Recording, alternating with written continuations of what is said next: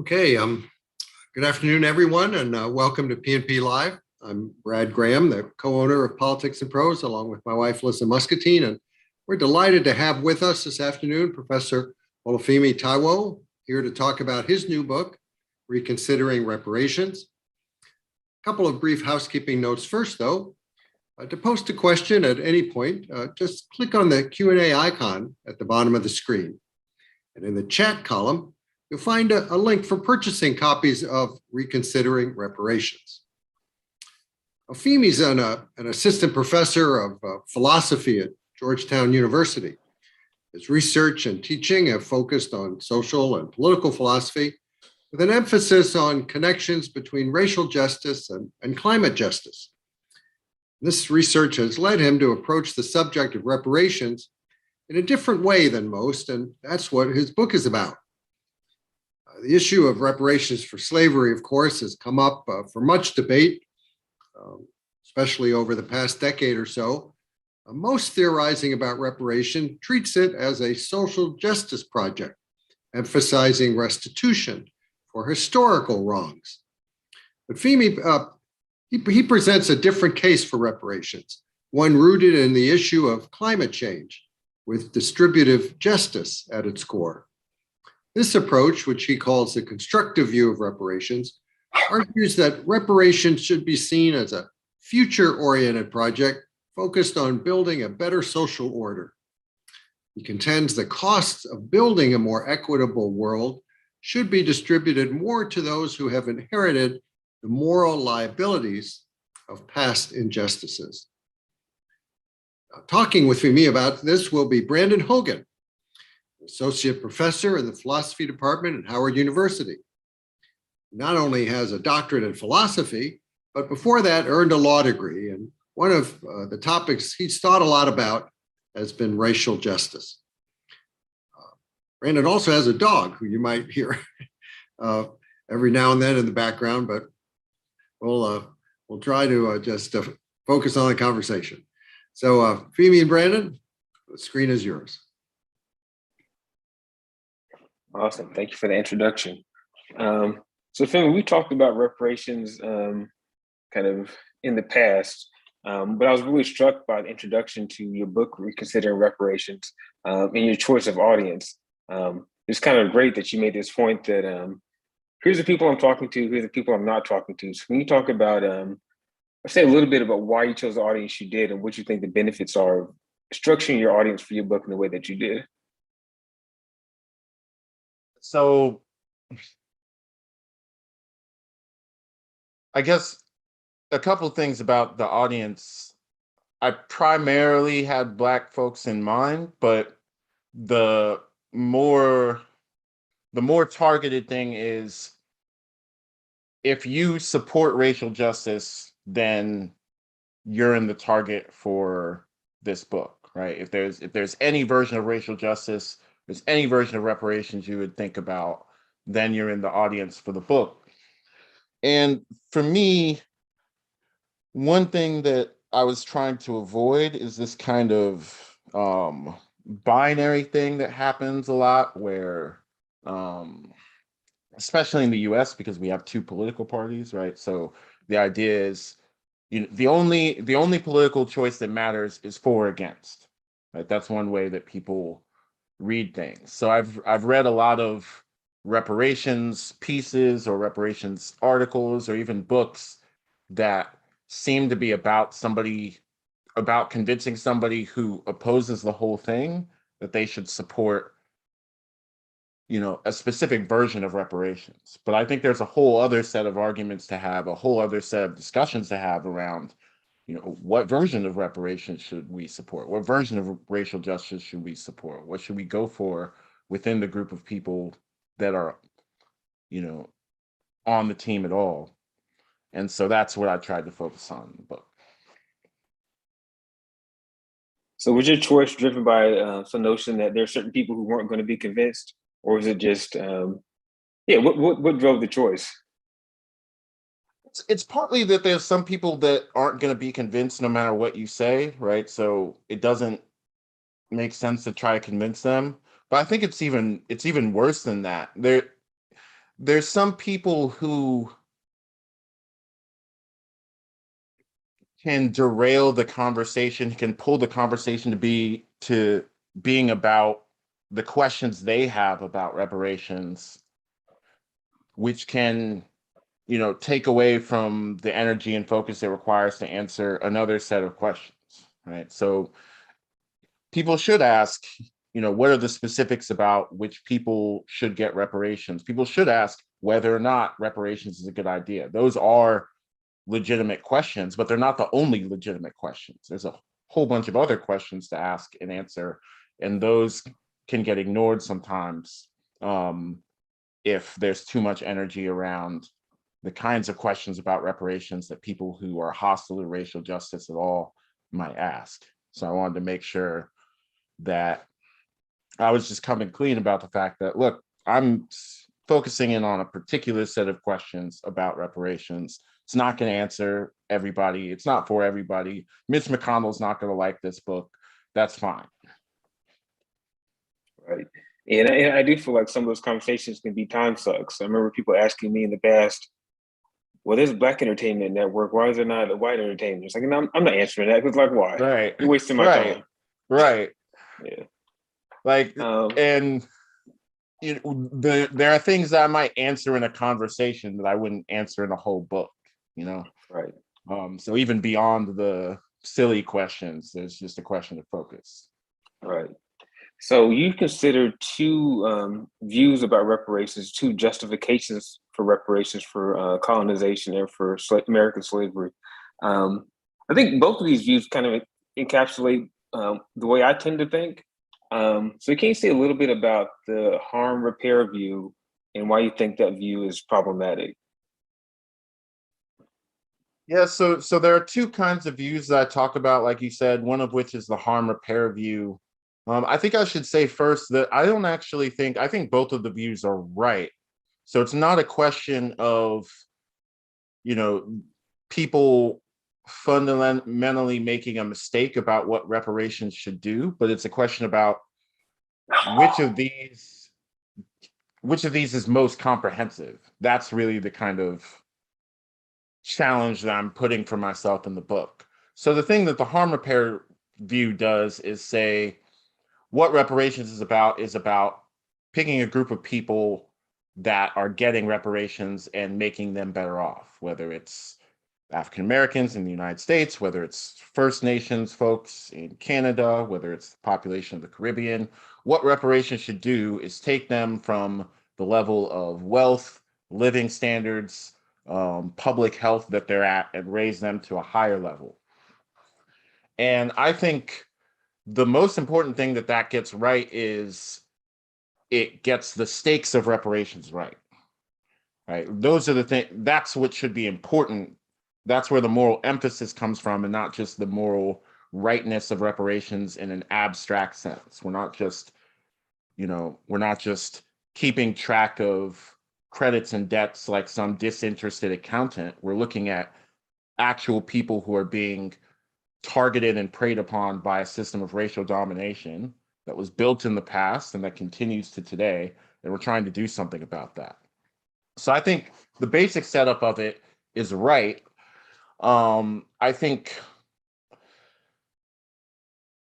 the basic thing that I would say about it, the reason I'm dissatisfied with it is because a lot of the remedies, a lot of the ways that people think about addressing the harm seem to me to be too narrow to get the job done.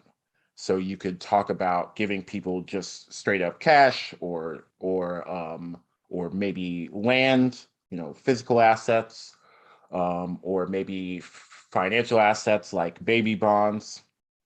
And you would address a really important aspect of racial domination, right? Which is that people who have been, most harmed by this history that created the present moment have less money. But I think they have less money, not just because on any given day there's a smaller number in their bank account, but because whole political systems have evolved to make that the case in the first place. It's not just about how many dollars people have, but it's also about who makes decisions about hiring and firing, who makes decisions about the investment that even brings a business to a town in the first place. It's about all of these sedimented, congealed forms of political power that I think you have to dislodge specifically. So it's not about rejecting the harm repair view, but it's about adding to it, I think. I see, that makes sense. So on your view, is it the case that there may be some monetary or wealth transfer that comes with reparations, but there may just be more on top of that? Absolutely. So I think there needs to be wealth transfer, and there needs to be wealth transfer at multiple levels. I think you need to give individuals and households money. I think you need to give like cities and countries money unconditionally, right? Not loans, not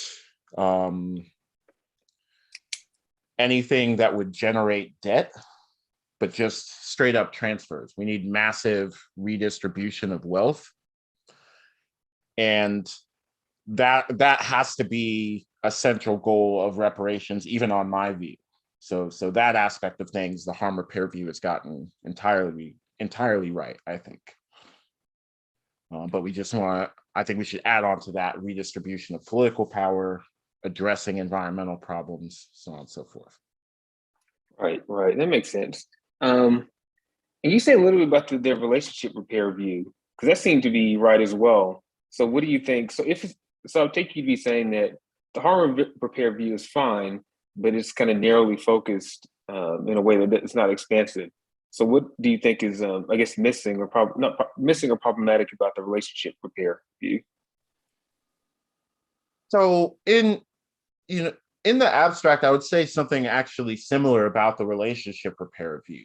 I think it just is true that people have, in a variety of ways, degraded or harmed relationships because of the legacy of racial domination. That is true on an intra-community level in terms of how people relate within marginalized groups. It's true on an inter-community level in terms of how people from marginalized groups, African Americans, Indigenous folks, Caribbean folks relate to other people. It's true between communities and governments. This is something that I think is particularly important, right? The legitimacy of governments like the United States, like the United Kingdom, like France, like Canada, and their legitimate political relationship with the people that they've harmed and not paid reparations to is very damaged by all of these policies and by the ongoing non-reparations. So it's just the basic descriptive picture, the basic things that they're saying about the world is true. Where the reason why I'm less sympathetic to the relationship repair view than I am to the harm repair view is because at least, if all you did was change which people and countries have money, you'd be a lot closer to the solution than if you just changed communicative stuff around relationships. So the relationship repair view, as I understand it, is we need to do the kinds of things that change relationships. Usually that is potentially compatible with some kinds of cash transfers, but cash transfers aren't really the point, right? The point is we're going to make a memorial, or we're going to change an education system. We're going to do something that communicates that we understand that the past was messed up and that we're not going to do that anymore. And when I think about that, I think of this statement that Kwame Ture made years ago. It's one of these quotes that nobody can quite find the original, but these apocryphal quotes. But it's probably him that said it. Whoever said it, I think they're right. But he said, "If a white man wants to lynch me, that's his problem. If he has the power to lynch me, that's my problem." And that's just the quickest way to communicate. The thing that I do find objectionable about the relationship repair view is that, at least, especially as a response to the harm repair view, right, it seems to me to be backing away from challenging power as it is in the world. And there's a risk that it could fetishize, that it could take too seriously how much of the world is sustained by bad relationships and bad attitudes about other people versus how much of it is shaped by who has wealth, who has political power, who gets to make decisions, who has resources, etc. So I don't think the relationship repair view is wrong, but I would prefer the harm repair view if we had to pick one. But I wonder, so if we're thinking about that Kwame Ture quote, it seems like you need two things for domination, right? So you need the power to dominate, but you also need the will to dominate. So I wonder, on your view, is there a place for, I don't know, the psychological repair, or the types of repairs that are needed to make it the case that individuals don't want to dominate in the first place?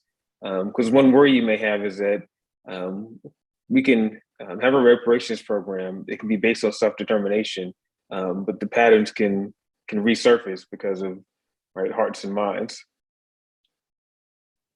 Yeah, I definitely think there's a place for it. It's something I talk a little bit about in the book, the cultural reconstruction that we have to do to live with each other on terms of cooperation rather than domination.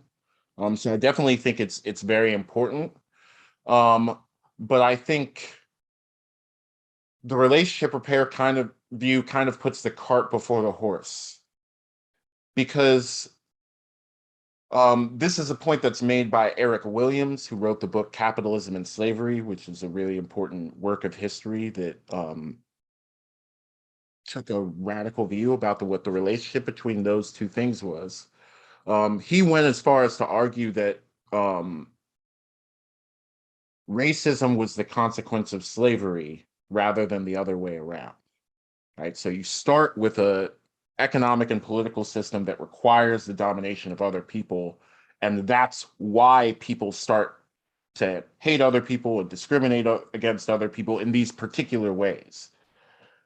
So my point of view is not that relationships aren't important, but that even understanding the importance of relationships, you still want to prefer doing the material stuff, changing who has resources, who has political power, because when people stop needing to hate other people to secure themselves, to secure their family, when they stop needing to, when they have other jobs other than being a cop or a CO, when they have other ways of getting their needs met other than by stepping on people, they're likely to be more receptive to the other stuff that we'll need to do to challenge those forms of oppressive beliefs. Right. Yeah, no, I think that makes sense. I mean, so your view is something like, if it's the case that you have power and money, that influences how you relate to other people, right? So it may be the case that you, right, it's not the relationship's not a thing isolated from power relations and structural issues. Yeah, and I think that makes sense. Yeah. There's John Mulaney tells this little stand-up bit about Mick Jagger. Mick Jagger came into a room when he was writing for SNL and just held out his hand and yelled "Coke," and one just appeared in his hand, right? And the point of the story is, when you get to be that famous, that powerful, you stop having to even think about other people in the way that most people have to. And I think, that's just an example on the individual level of that phenomenon. But I think that's true on a larger level, on a collective level too. Like, groups of people just will think about other people differently if they have to. If they can't if they're not in a position to just dominate them in the ways that people are now. Yeah.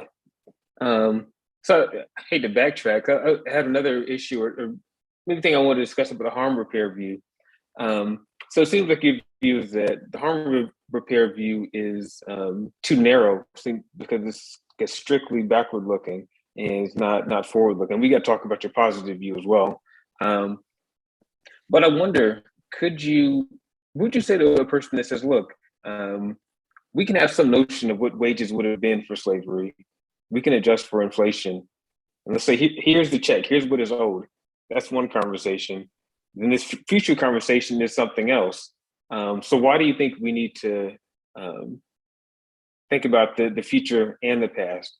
I mean, just think about an example. Like if I don't know, I win the lottery and someone says, I'm not going to give you the money because you need schools. And I was like, I know I need these other things, right, for my life, but you actually owe me this lottery money. Let's do that first. Right. Yeah, I don't think there's anything wrong with that view, right? I don't think they're making at least. Yeah, I don't think that's like an error in judgment. There are a couple of things I would say. The first thing I would say is, what is it that you want reparations to accomplish, right? If reparations really is just back wages, right? If that's the only thing that it has to get done, then that's a totally consistent view. It makes sense. It's owed regardless of what will happen in the future or what won't happen in the future. And I think that's a plenty good argument for reparations. But I get the sense that people think more is at stake than that, right? I think the energy around reparations, the kind of transformations people expect to be possible with once reparations happens, seems to me to involve, more than just settling, more than just changing numbers on Excel balance sheet, right? It seems to me like there's a more core relationship between doing reparations and achieving racial justice. And so I'm just kind of zooming in on that possibility. But it's not because this other more narrow way of thinking about reparations is mistaken at all. It's just a different choice about what you want to accomplish with reparations. Right. So yeah, let's turn to that. So can you say a little bit about what the constructive view is? What the constructive view is and why you think what advantages it has over other approaches. So the constructive view is the view of reparations that I go for. And the basic idea of it is that what the constructive view should accomplish is making the just world. We live in an unjust world. We inherited lots of bad stuff from the past, and we address that by making something better in the future. And all of that backward looking stuff we were talking about in terms of, back wages and the things that people talk about under the heading of the harm repair view, that shows up as the distributive justice of transition. So it's going to take work. People are going to have to take on tasks and burdens. It's going to impose costs for us to get from this unjust world to a just world. And the people that should take on most of those should be the people that are liable for yesterday's injustice: the corporations, the countries, United States, United Kingdom, France, the individuals, maybe even, to the extent that, descendants of large-scale enslavers and colonial operations are identifiable. But that's the view, basically. And the advantages it has, I think, is that it lets us stare directly at what we were just talking about, right? So before I was saying, it seems like people want more out of reparations than just balancing the books. It seems like people think it would be a step towards racial justice. And that seems to be an investment in the consequences of reparations and not just, the moral fact that reparations happen. What would reparations accomplish? It would make the world more racially just. And so if that's really what we're in for, then saying it lets us look at the practical obstacles between us and that transformation, and on purpose try to confront and address those. Yeah, that's good. And I'm slowly moving over to your side. I don't know if I'm there yet. So a few questions. So you merge issues of reparations for colonization with issues for reparations with American slavery. I guess one, why that choice? And instead of asking this as a question, I'm making it as a statement. It seems to me like that kind of complicates the issue, because instead of talking about one nation state, you're talking about several nation states. So it seems like it could be the case that, right, the United States could give reparations, and Belgium was like, I don't have it, I'm not doing it. So the worry is, do you think that complicates the issue, and why do you choose to lump them together? So I have two answers to this. One is historical and one's political. So here's the historical answer. They are lumped together. So that's the view of history that I'm getting from Eric Williams, who I mentioned earlier. There's been a lot of work in what's called world systems theory or racial capitalism about this, but I think it's just worth setting the theory aside for a second and just looking at the actual historical events we're talking about, right? To use 1619 as an example, Jamestown colony was founded by a joint stock company, of which the King of England was a shareholder. It was producing profit for people in England based on planting and selling in what became the United States, with labor imported across the Atlantic Ocean from present-day Angola.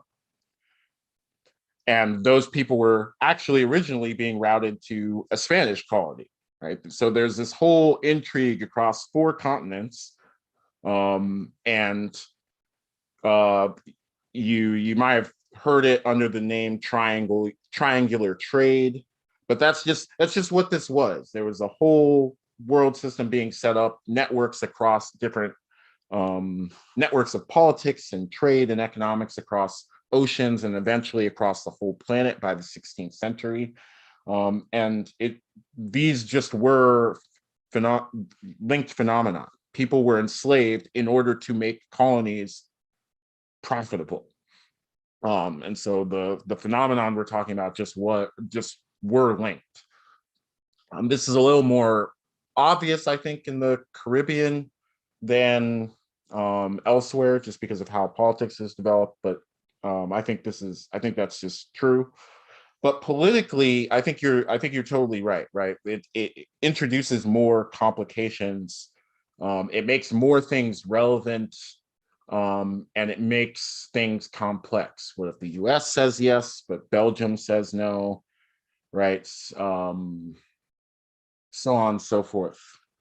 And to that, I think it's true that the politics becomes more complex and complicated, but those are the circumstances where this is likelier to happen, where any of them are likelier to happen.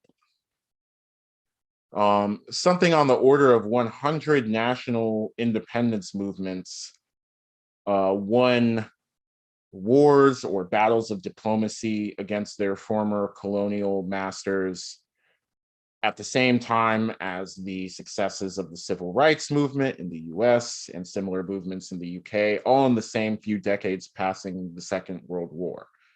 Why did this thing that had not happened for 400 years or only happened in fits and starts happen all at once? The same reason that Haiti, the US, France, and most of Latin America had all of their revolutions within the same few decades, because the fact that these things are linked means that they're linked. Political activity in the Caribbean in the direction of justice is a strength for fights for justice of African Americans in the United States, which is a strength for fights for justice for Africans on the continent. All these things provide global energy for each other. They provide allies for each other. They provide disruptions to the people that are currently, in a very international way, locking down all of the fights for justice across national borders. And we should be trying to create the political circumstances that we've seen before make gains for racial justice possible anywhere. And that is a full court press for racial justice everywhere. Yeah, that makes sense. I hadn't thought about that. The fact that there's kind of a Pan-Africanism or Pan-Global South movement that could make reparations anywhere more possible. Yeah, I think that makes sense. So I have two more questions before I ask you questions from the audience. As you know, I tend to be pessimistic about things. Where's your stance now? Do you think this will ever happen in your lifetime, or are we just talking philosophy? Yeah, that's in so many ways, this is one of the most important questions to me in terms of how I move, because on the one hand, I feel similarly pessimistic in terms of what will I see in my lifetime.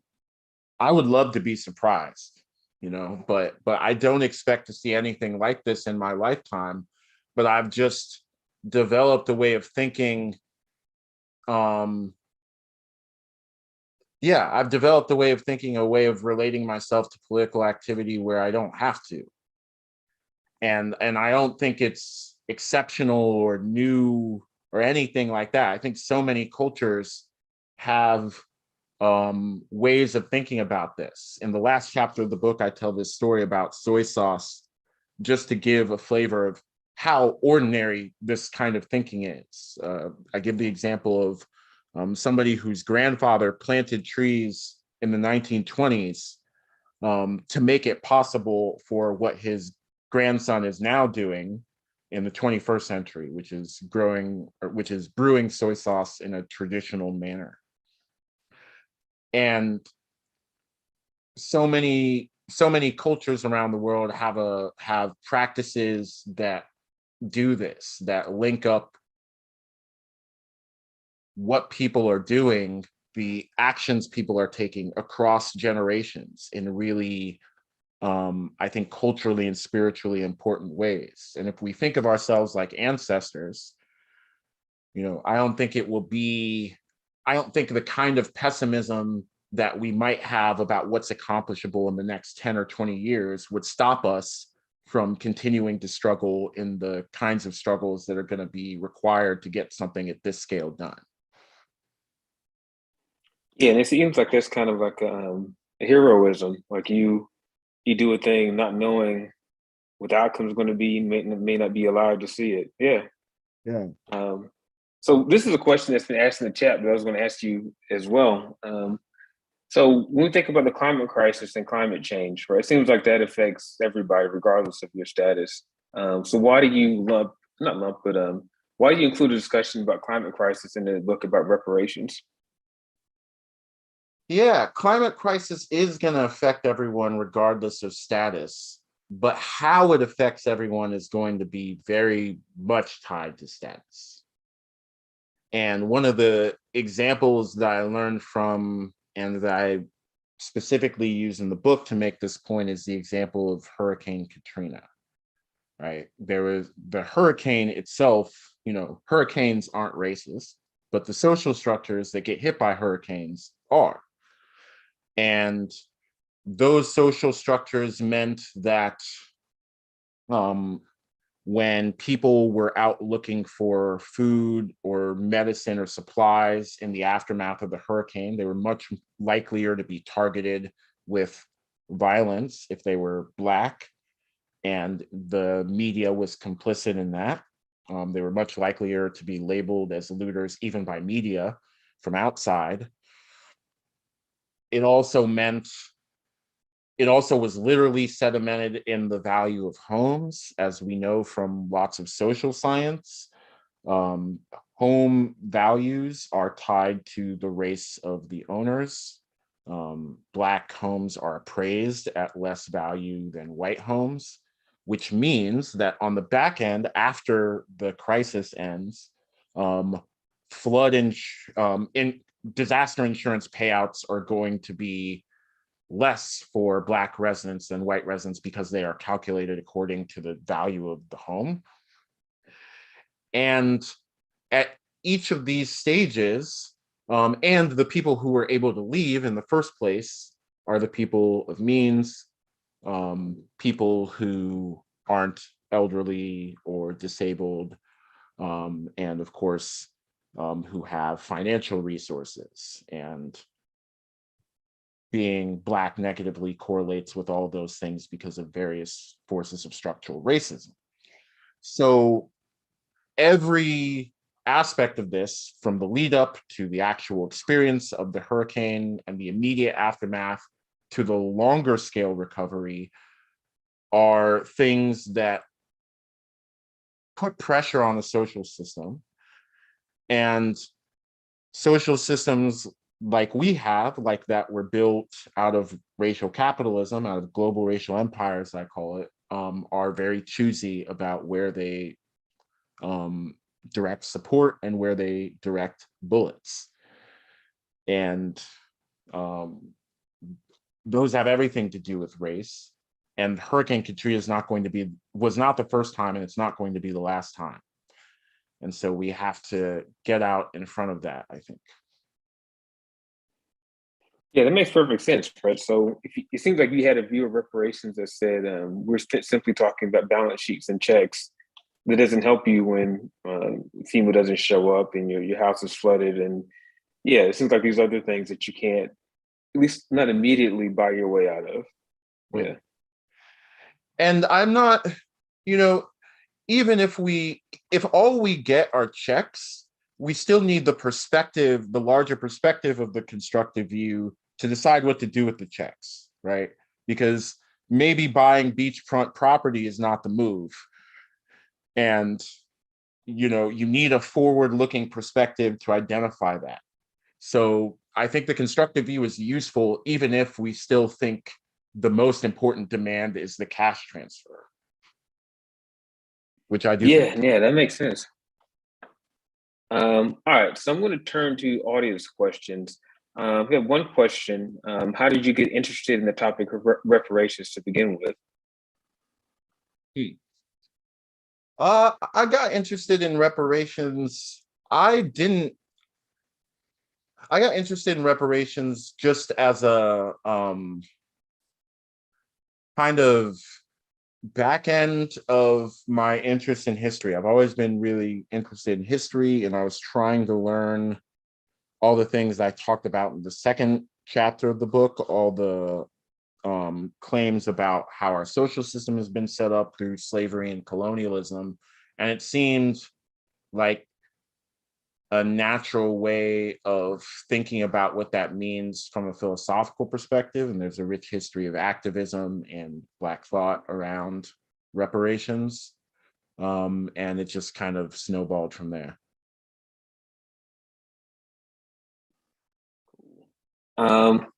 So this is a good question. So you teach at Georgetown, and we both know Georgetown has made an effort to do something like a form of reparations for individuals who were enslaved by the Jesuits who were sold to fund the university. So the question is, well, do you teach reparations at Georgetown, and what type of responses do you get from the students? Yeah, I teach reparations at Georgetown, and I start and end the course with Georgetown's history of complicity with slavery and profiting off slavery. And over the years, I feel like there are waves where students feel very personally invested in reparations. There was a wave of student activism that helped press the issue in the first place, which is incredible on those students' behalf. And then there's some waves of students that are primarily thinking about it at a different scale, usually national, right? But pretty consistently, I've been very surprised by this. I wouldn't have guessed 4 years ago, but consistently, regardless of where the students are thinking about reparations, the students who take my class feel very, personally invested in it, or it's not an abstract subject that they're learning about with binoculars, but they feel like they're asking questions about their own lives and their own moral relationships in the class. And that's been one of the most impressive aspects of getting to work with students about the issue. Awesome. So I want to encourage folks to ask questions as well. We have only a few questions in the chat. So in relationship to this issue with Georgetown, I don't know if you thought about the issue of kind of higher education generally. So you think about the endowment, say, of like University of North Carolina or Duke versus North Carolina Central or North Carolina A&T. So do you see a role for, I guess, the state in directing reparations towards HBCUs and Black institutions? And how do you think that fits into your constructive view, if so? I think it fits squarely in the constructive view, right? Because I think we should be wanting, the constructive view is world making, right? So at the end of the day, we're remaking the world. And one of the questions to ask about that is, what would a sensible institutional approach be to solving a few problems at once, right? Which is just a bunch of people have been kept out of money and power who shouldn't have been kept out of money and power, but also people were kept out of other related things like access to research capacity, access to particular kinds of institutional power that are needed to sustain, to find kinds of solutions to political problems, including the climate crisis. How are we going to secure 21st or even 22nd century food systems and energy systems and housing systems? And how do we search for answers to those questions in a way that doesn't replicate yesterday's injustices or exacerbate yesterday's injustices? So finding a comprehensive model for HBCUs, a lot of whom are already studying these questions across all the fields that there are, seems like one of the best ways to make progress on a bunch of these issues at once. So I think that's a great idea. Awesome. So we had another question. I'm trying to interpret this question as well. Right. So as a white person, is there a specific way I should position myself in the discussion of reparations? So I figured the person may be either asking, should I be participating at all, or what stance should I take if I do participate? So maybe either one of those is the answer.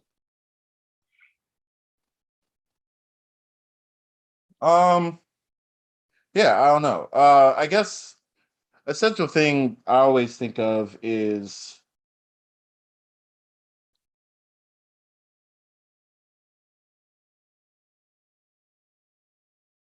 a lot of times we overcomplicate navigating political discussions or political disagreement or any of those things. I think in most cases, if you are saying a thing that's anywhere within the bounds of reasonability, if you express yourself with respect, people will answer you in kind. They might not agree. They might still be mad depending on what you said, but there's a level of there's a level of conflict or there's a level of unproductive conflict that you can avoid just by being respectful about how it is, whatever it is that you think.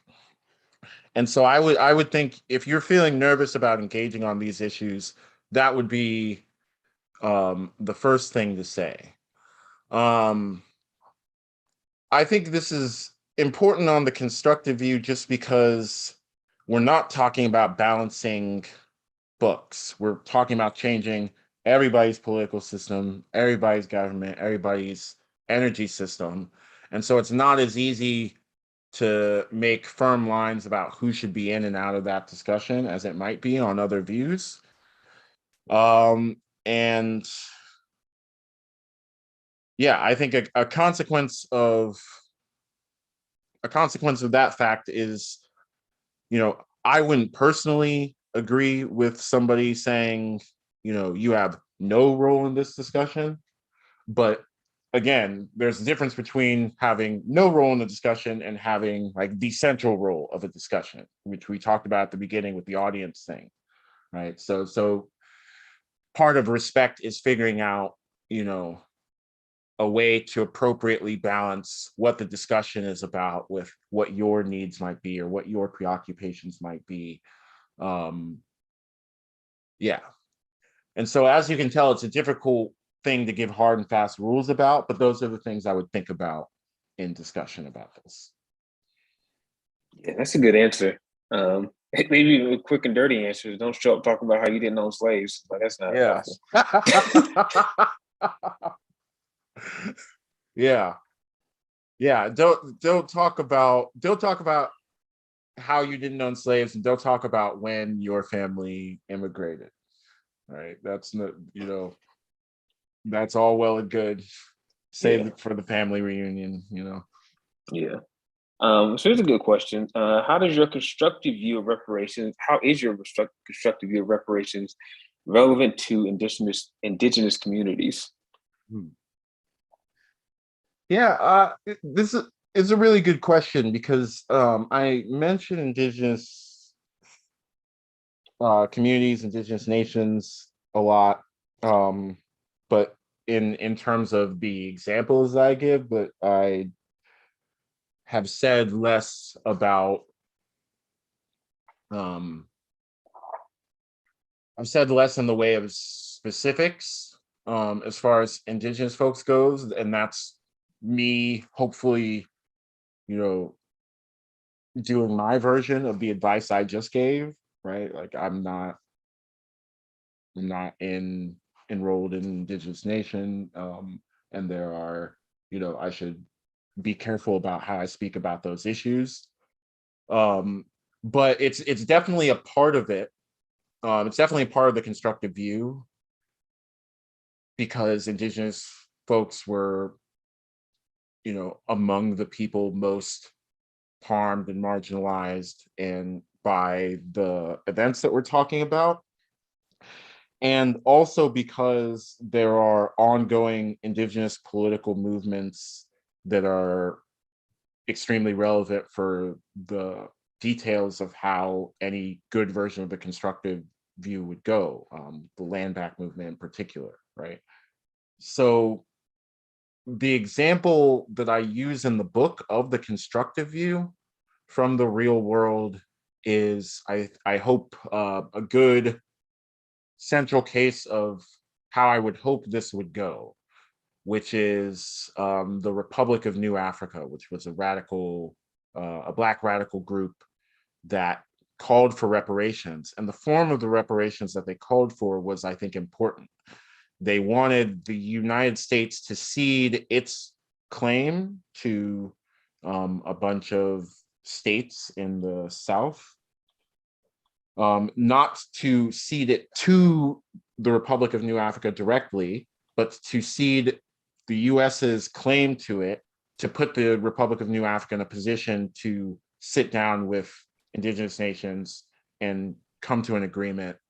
And of course, also asked for money from the US government so that they could actually follow through on their plans, right? And both of those are, I think, how this should go. It's part of constructing the just world order is getting away from domination politics and getting to politics of solidarity and cooperation. And that's just going to mean having to find compromises and find ways of working together on the basis of solidarity rather than trying to impose things on other groups. Yeah, that makes sense. I was thinking about that Republic of New Africa proposal. I was reading it today. It's funny because when things seem unlikely to happen, you also think that they are unreasonable. But like, it's not unreasonable; it's unlikely. Right. Yeah. Right. Yeah. Good. So this will be our last question. So the question is, what's the relationship between this book project and your next book? So the next book is Elite Capture, and it's talking about how institutions and political movements and all manner of other things get monopolized for the benefit of the people at the top, the most advantaged, the elite, right? That's elites capturing things. It got social scientists who were describing aid getting hijacked by local elites are where the term came from. And I'm just using it a little more expansively to talk about how social movements might get steered by the most advantaged members of it. But part of the reason that I'm talking about it, which is not really talked about quite so directly in Reconsidering Reparations, is that if you actually think from a practical perspective about how any of this world making is going to go, then one of the biggest problems for rebuilding the world in the direction of justice is that all of this history we've inherited has set the terms for who's best able to participate in that process, right? Which kinds of people have access to the resources and the institutions and the kinds of political leadership that are likely to steer processes of world making. So Elite Capture as a book is just an attempt to get going on how to think through that particular problem, and hopefully it helps a little bit. Awesome. Yeah, I think that makes sense to me. There's a good relationship between the two, right? So you're thinking about world making, but also these kind of niche problems with world making. Yeah. Yeah, well, great moderating, Brandon, and Femi, congratulations on making a compelling case and an important contribution to the ongoing discussion of reparations. As you said, there may be reason at the moment to be pessimistic about seeing progress in the near term, but it's certainly still very worthwhile to spend time now building a base of thought and a philosophical justification for action at some point in the future. Or as you put it, this is the time to plant the trees for future generations. To everyone watching, thanks for tuning in. A reminder that in the chat column, you can find a link for purchasing copies of Reconsidering Reparations. From all of us here at Politics in Prose, stay well,